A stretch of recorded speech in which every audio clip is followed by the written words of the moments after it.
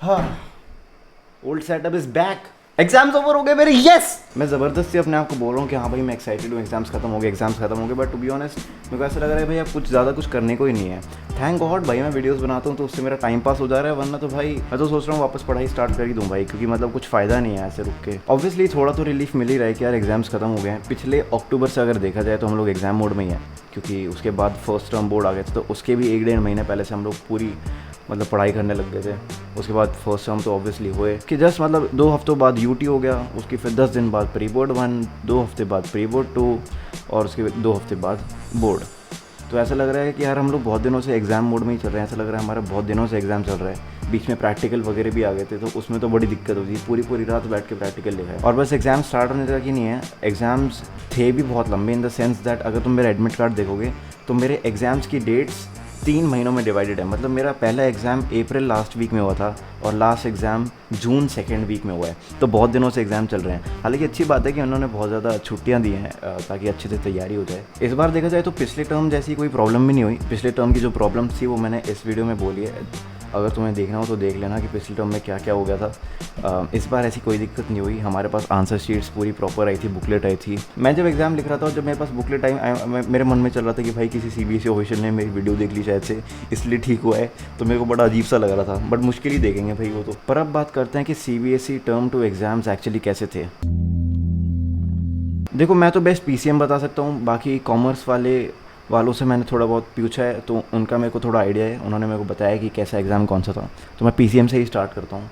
PCM में हमेशा एक ट्रेंड देखा जाता है कि सबसे ज़्यादा जो टफ आता है पीसीएम में वो फिज़िक्स, और सबसे इजी अगर कोई पेपर आता है तो वो केमिस्ट्री आता है, और इस बार भी ऐसा ही हुआ। तो सबसे पहले केमिस्ट्री एग्ज़ाम हुआ था 7th को, हालांकि मेरा उससे पहले अप्रैल में बायोटेक एग्ज़ाम था, पर भाई बायोटेक का कोई बच्चा है ही नहीं, कोई रिलेट नहीं कर पाता। मतलब ऐसे ही बता देता हूँ, बायोटेक काफ़ी ईजी था। पर केमिस्ट्री एग्ज़ाम देख के इतनी खुशी हुई ना दिल को। सब लोग एक्सपेक्ट कर रहे थे कि फर्स्ट टर्म जैसे ही कुछ टफ पेपर आएगा, पर एक्चुअली नहीं, पेपर बहुत इजी आया। और जैसे ही पेपर इजी आया सबको बहुत ज़्यादा रिलीफ हुआ, क्योंकि अब अगर इतना इजी आ चुका है पहला पेपर तो बाकी पेपर का भी लेवल मॉडरेट ही होगा। केमिस्ट्री एग्ज़ाम के लिए ऑब्वियसली मोस्टली लोगों का पहला एग्ज़ाम था, मेरा नहीं था, पर मेरे को भी काफ़ी दिन की प्रिपरेटरी लीव मिली, तो काफ़ी अच्छे से तैयारी की मैंने केमिस्ट्री की।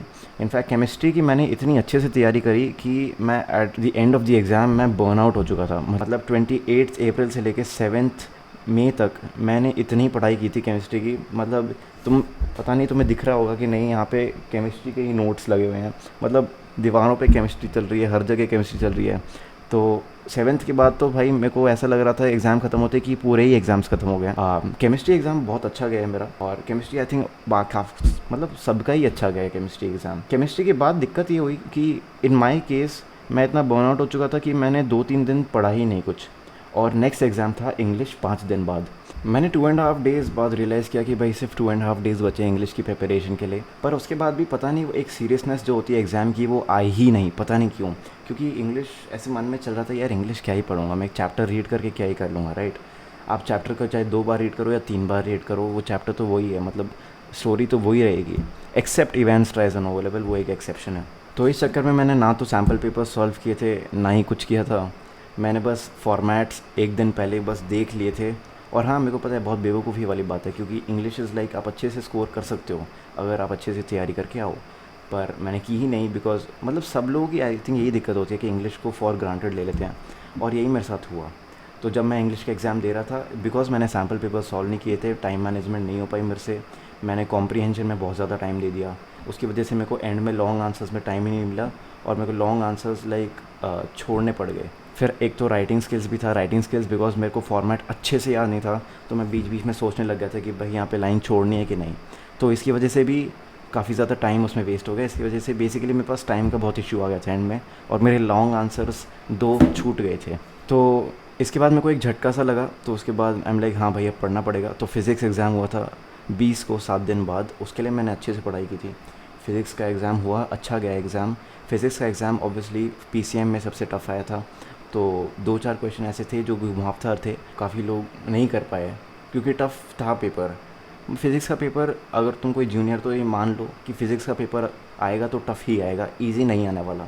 अगर तुमने अच्छे से भी पढ़ा है ना तो उसमें कुछ ना कुछ ट्विस्ट आ जाएगा, और तुम्हें अपना खुद का दिमाग उस टाइम पे लगाना पड़ेगा। फिज़िक्स ख़त्म होने के बाद भाई मेरे पास 17 दिन की छुट्टी थी मैथ्स एग्ज़ाम के लिए, और बीच में कुछ लोगों का पीरियड हुआ। वो 17 दिन की वही हो गया वापस से, जैसे केमिस्ट्री इंग्लिश में होता है वैसे ही फिज़िक्स अब मैथ्स में हो गया कि भाई 17 दिन है। क्या 17 दिन तो बहुत ज़्यादा है, मैं तो कर लूँगा कर लूँगा। करते करते यार 20 का 28 8 दिन निकल गए। उसके बाद मैंने रियलाइज़ किया कि हाँ अब मेरे को पढ़ना ही पड़ेगा। 9 दिन बचे थे एग्ज़ाम के लिए, तब मैंने मैथ्स के लिए पढ़ना स्टार्ट किया। और जब तक मतलब ख़त्म हुआ 9 दिन, तो मैंने अच्छे से पढ़ लिया था। जैसे मैंने सोचा था कि 9 दिन हो जाएगा, तो वैसा ही हो भी गया। और मैंने काफ़ी मुश्किल था बट हो गया। मैथ्स एग्ज़ाम की बात की तो मैथ्स एग्ज़ाम फर्स्ट टर्म के कंपैरिजन में बहुत ही वाहियातली ईज़ी आया था, मतलब बहुत ईज़ी था। मतलब फर्स्ट टर्म का तो एक्चुअली टफ़ था, सेकेंड टर्म का बिल्कुल ही हलवा पेपर था। And I think I have a bad relationship with halwa papers. अगर पेपर टफ़ आएगा तो शायद से मैं अच्छा कर पाऊँ। पता नहीं क्या इजी पेपर में मैं कुछ गड़बड़ करके आ जाता हूँ। और इस बार भी वही हुआ है मैथ्स पेपर में। इस बार ऐसा कुछ नहीं है कि सीबीएसई ने कुछ ऐसे गलत इंडिकेशन दिया हो जैसे पिछली बार दिया था मैथ्स पेपर में। ऐसा कुछ नहीं है, प्योरली मेरी गलती है। और मेरी गलती की वजह से मैंने अपने पूरे मार्क्स इस बार डुबा दिए हैं, और वो गलती बहुत ही सिली मिस्टेक है। तो जब मैथ्स का पेपर मैंने देखा, रीडिंग हो रही थी, तो मैंने कहा कि भाई ये तो क्वेश्चंस बहुत ईजी हैं, बहुत ईजी हैं, बहुत ईजी हैं। तो मैं ऐसे चलते जा रहा था कि 10th और 11th क्वेश्चन पे आ चुका था। मैंने लगा भाई ये तो कुछ ज़्यादा ईजी हैं। तो मैंने इस चक्कर में जोश में उन पर टिक लगा दिया उस टाइम पे। मैंने ये रियलाइज़ नहीं किया कि क्या होएगा इससे। तो जब मैं फिर 9th क्वेश्चन में बाद में आया, और उस टाइम पे टाइम की थोड़ी कमी हो रही थी मेरे पास, तो I am like 9th question मैंने किया फुल स्पीड में। फिर मैं हड़बड़ी में देखा कि 10th और 11th क्वेश्चन पे तो टिक लग रखा है। एंड पता नहीं कैसे 10th क्वेश्चन और एक पहले वाला क्वेश्चन बहुत ही सिमिलर दिख रहे थे। उनमें मतलब डिस्टेंस दी गई थी, वो सब मतलब सिमिलर क्वेश्चंस थे। तो इसकी वजह से मेरे दिमाग में ये आया कि भाई ये तो मेरा हो चुका है ख़त्म। अब मैं अपने नेक्स्ट क्वेश्चन पे चलता हूँ, जो कि है 12th क्वेश्चन पे करता हूँ। तो मैंने 10th क्वेश्चन 3 मार्क्स का और 11th क्वेश्चन 4 मार्क्स का, दोनों क्वेश्चन छोड़ दिए। तो सरप्राइजिंगली मेरा पेपर हाफ एन आवर जल्दी ख़त्म हो गया। और मैं वही सोच रहा था कि मेरा इतना जल्दी पेपर कैसे ख़त्म हो गया, सब तो लिख रहे हैं। फिर मैंने वापस जाके अपना रीचेकिंग स्टार्ट की। मैं सारे क्वेश्चन से वापस से सॉल्व करने लग गया, फर्स्ट से लेके। फिर जैसे ही मैं 9th तक पहुंचा, तब उसके बाद फिर आधे घंटे का 25 मिनट्स ख़त्म हो गए थे, वापस से सॉल्व करा था बिकॉज। और फिर मैंने देखा कि 9th के बाद मैंने आंसर शीट में डायरेक्टली 12th क्वेश्चन लिख रखा है। एंड भाई उस टाइम पे जो मेरे को शौक लगा, मैं आसपास पलटने लगा कि आगे पीछे कहीं मैंने हो सकता है करा हो, पर मैंने उनको किया ही नहीं था। फिर मैं करने लग गया उसको, 11th क्वेश्चन को, 10th क्वेश्चन को, 4 और 3 मार्क के।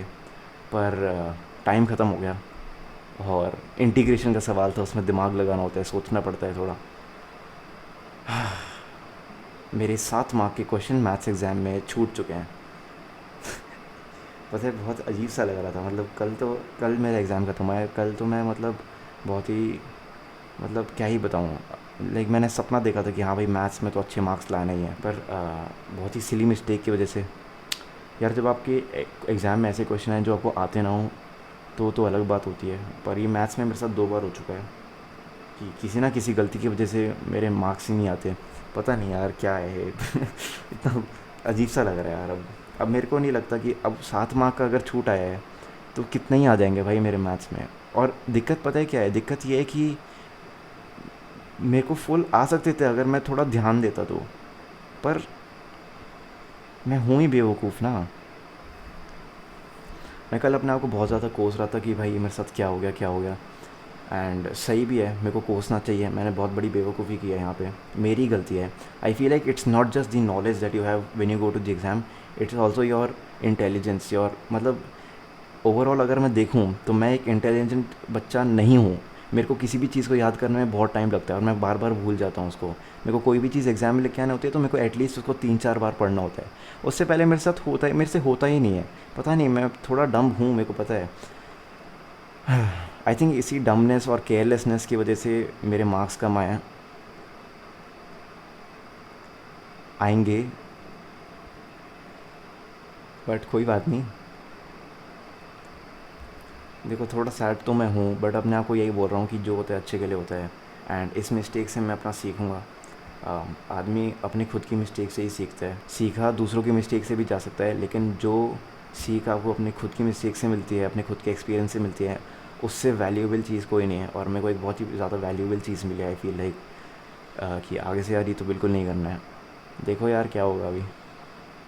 अभी बोर्ड की तो मार्क्स मेरे को मालूम है मैटर ज़्यादा करते नहीं हैं, पर फिर भी यार ऐसा अभी मम्मी पापा क्या बोलेंगे यार दूसरों को कि मार्क्स ऐसे आए हैं मेरे बच्चे के पूरे।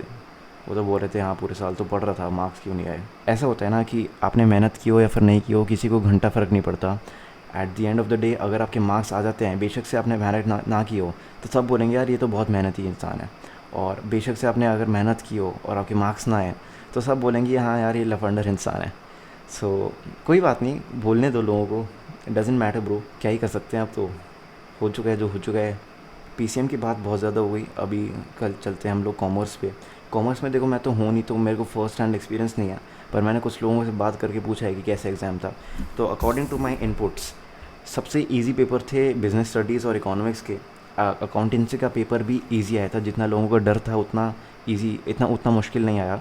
बस बीच में थोड़ा कैलकुलेशन पार्ट थी जिसमें लोगों को दिक्कत हुई। और कॉमर्स वालों को बोल रहे हैं कि मैथ्स में बड़ी दिक्कत हुई, पता नहीं यार। मैथ्स तो मेरे को तो ईजी ही लगा, हालांकि हुआ तो मेरा भी फ्लंक ही है। तो कुल मिला के अगर देखा जाए तो फर्स्ट टर्म के पेपर से काफ़ी ज़्यादा इजी है। और आई फील लाइक सीबीएसई को ब्लेम करना मतलब एक अलग बात है, पर सीबीएसई को प्रॉप्स तो देने पड़ेंगे, क्योंकि सीबीएसई बहुत ज़्यादा सुनने लग गया है बच्चों की। अगर तुम पिछले 2-3 सालों में देखो, जब से कोविड स्टार्ट हुआ है, कितनी सारी चीज़ें सीबीएसई ने सुनी है। एग्ज़ाम कैंसिल करे, एग्ज़ाम पोस्टपोन करे, लाइक सिलेबस चेंज किया, सिलेबस रिड्यूस किया, टर्म 1 टर्म 2 डिवाइड किया ताकि बच्चों के लिए ईजी हो जाए। उसके बाद एमसीक्यू कर दिया उसको। उसके बाद अभी यहाँ पे इजी पेपर दिया है, क्योंकि फर्स्ट टर्म में मुश्किल आया था बच्चों ने बोला तो सुन तो रही है एटलीस्ट सीबीएसई, ऐसा नहीं है कि हमारी आवाज़ सुनी नहीं जा रही हो। तो थैंक यू सीबीएसई। एंड अभी तो एक 5+3+2 ऐसा करके भी कुछ सिस्टम आने वाला है, तो वो भी तो एक अच्छी चीज़ है। तो या आई एम नॉट कंप्लेनिंग, क्योंकि इस बार मेरी खुद की बेवकूफ़ियों की वजह से मेरा बुरा हाल हुआ है। एंड या देखते हैं रिज़ल्ट कैसा आएगा। रिज़ल्ट पे मैं होपफुली वीडियो बनाऊंगा, अगर ज़्यादा शर्मनाक ना हुआ तो। तब तक के लिए I will see you guys बाद में, and bye, thank you for watching. Madam mood बहुत ऑफ है सही बताऊँ तो।